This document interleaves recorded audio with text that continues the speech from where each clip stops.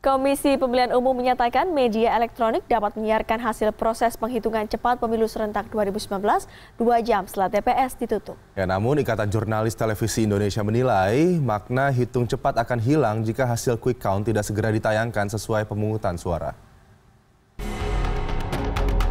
Komisi Pemilihan Umum mengumumkan proses hitung cepat atau quick count dari lembaga survei dapat disiarkan di media sebagai informasi publik setelah TPS ditutup. Namun hasil akhir quick count baru bisa disiarkan 2 jam setelah TPS ditutup atau pukul 15 waktu Indonesia Barat. Menanggapi hal itu, Ikatan Jurnalis Televisi Indonesia atau IJTI menilai peraturan akan menghalangi hak publik mendapat informasi dengan cepat. IJTI memandang jika hasil hitung cepat baru bisa ditayangkan setelah pukul 15 waktu Indonesia Barat, urgensi hitung cepat akan hilang. Selain itu, Ketua Umum IJTI Adi Hendriana mengatakan, pasal yang mengatur hitung cepat yaitu pasal 449 ayat 5 Undang-Undang Nomor 7 Tahun 2017 sudah tidak relevan. Isi pasal ini sama dengan pasal 247 ayat 5 Undang-Undang Nomor 8 Tahun 2012 yang sudah dibatalkan oleh Mahkamah Konstitusi. Sebagai tindak lanjut, IJTI telah melayangkan surat kepada penyelenggara pemilu seperti KPU, Bawaslu, DPR, dan KPI. Kita tetap akan mendesak tim gugus tugas pemilu supaya melihat ini dengan bijaksana. Impact bagi publik itu, publik jadi tidak menerima informasi dengan cepat. Nah, quick count itu di mana-mana kan itu sudah menjadi kebiasaan. Mau di pemilu manapun, di negara manapun, itu adalah quick count itu menjadi karya bentuk dari produk ilmiah yang betul-betul bisa dipercaya dan bisa mengunci kecurangan-kecurangan. Sementara itu menurut KPU, pasal yang dibatalkan MK berbeda norma dengan pasal Undang-Undang Pemilu tahun 2017. Dengan demikian, KPU tetap berpegang pada aturan dalam Undang-Undang Pemilu tahun 2017.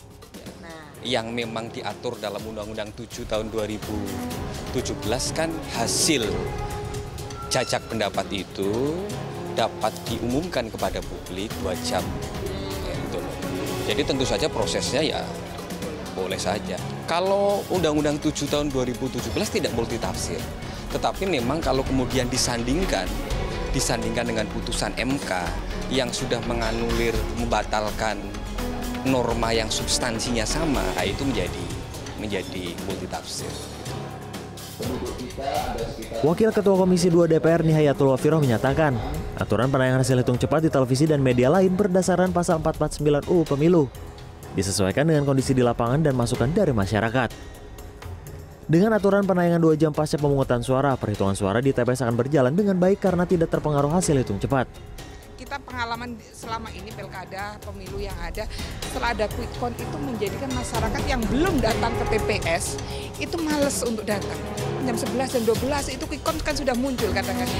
Ternyata itu mempengaruhi orang yang penghitungan di TPS. Ketika itu quick countnya kita sudah salah, akhirnya saksinya pun sebelum penghitungan kita sudah pergi. Kita menjaga sportivitas dan juga menjaga kinerja dari petugas di lapangan. Senada dengan DPR, KPU juga menilai pasal itu sengaja dibuat karena ada kekhawatiran hasil quick count dapat mempengaruhi opini publik saat proses penghitungan suara berlangsung. Tim Liputan, CNN Indonesia.